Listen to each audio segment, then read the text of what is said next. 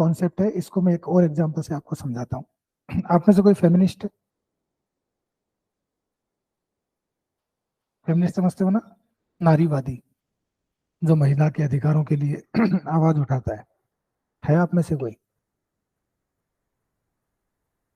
मतलब आप में से कोई नहीं है जो महिलाओं के अधिकारों के लिए आवाज उठाए?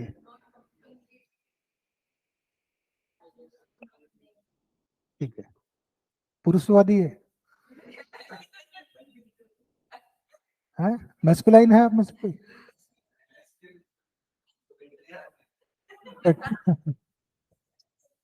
वो भी नहीं है?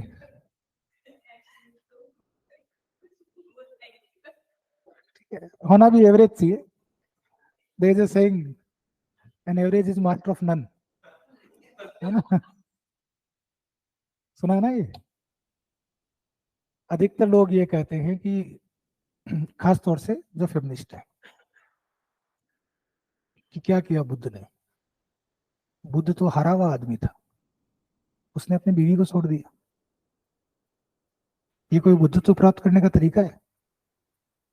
शादी क्योंकि उसने छोड़ना था तो, और छोड़ो, एक बच्चे को छोड़ दिया, माँ बाप को छोड़ दिया। कहते हैं ना, बुद्ध के ऊपर ही आरोप लगाए जाते हैं कि तुम किसे पूज रहे हो, जो अपने छोटे बच्चे को, बीवी को छोड़ के चला गया, जो अपनी जिम्मेदारियों से भाग गया, उसको पूज रहे हो। समझ में आई मेरी बात? अब आपको क्या लगता है, बुद्ध अच्छे आदमी थे? किया तो था ना उन्होंने ये।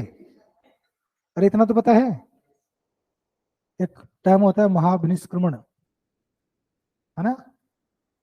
जब वो घर छोड़ के चले जाते हैं, उसको बोलते हैं महाभिनिष्क्रमण। तो बुद्ध ने ये काम किया क्या? ये बुद्ध ने ठीक किया? यही हिस्ट्री है। हिस्ट्री ये नहीं कि बुद्ध छोड़ के चले गए, ये तो फैक्ट है। अब बुद्ध छोड़ के चले गए, उसके कितने आयाम है? अगर आप बुद्ध को मानते हैं, बुद्ध के भगत बने बैठे हैं, बौद्ध धर्म भी स्वीकार कर लिया है, चीवर भी धारण कर लिया है, चीवर समझते हो? वो जो एक भगवा कलर का कपड़ा पहनता है उसको बोलते हैं चीवर, ठीक है? ये सब कुछ आपने कर लिया। अब आपसे कोई महिला आके कहती है तो किसे पूछ रहा है तू?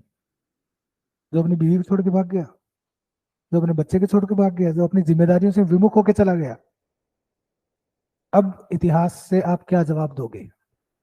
मेरा सवाल आपसे यह है, being a student of history, what should you से? यह है इतिहास। कोई तो जवाब होगा भाई।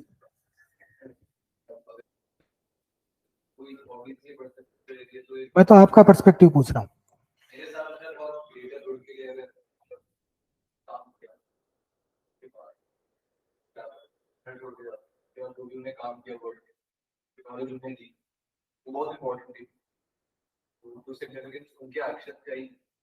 मतलब बड़े काम करने के लिए कुछ छोटी मोटी चीजें छोड़नी पड़ती, ठीक है? चलो ठीक है, वो बड़ा काम किसी के लिए बड़ा काम होगा, वो बुद्ध के लिए भी बड़ा काम होगा, लेकिन बुद्ध की पत्नी के लिए इंपॉर्टेंट क्या था? उसके साथ रहना। उस बच्चे के लिए इंपॉर्टेंट क्या था? पिता का साया, ठीक है?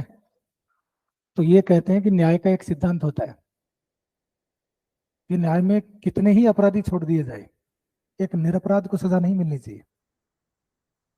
सुना ना ये? आपने कितना ही बड़ा काम किया होगा, लेकिन अगर किसी एक के लिए वो काम अर्थहीन है, तो वो अर्थहीन ही है उसके लिए। मैं तो उस पर्सपेक्टिव से पूछ रहा हूँ, उसका जवाब क्या दोगे? ये तो ये बात होगी कि मेरे कोहनी में दर्द हो रहा है यार, एक जोरदार चोट मार दो इधर, इसको भूल जाओगे आप, है ना? ये भी तो दर्द मिटाने का तरीका ही है।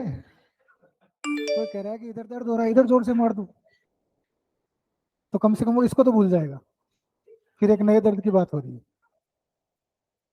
तो बुद्ध ने क्या अचीव किया, वो एक एस्पेक्ट है, उसने क्या छोड़ दिया, वो दूसरा एस्पेक्ट है।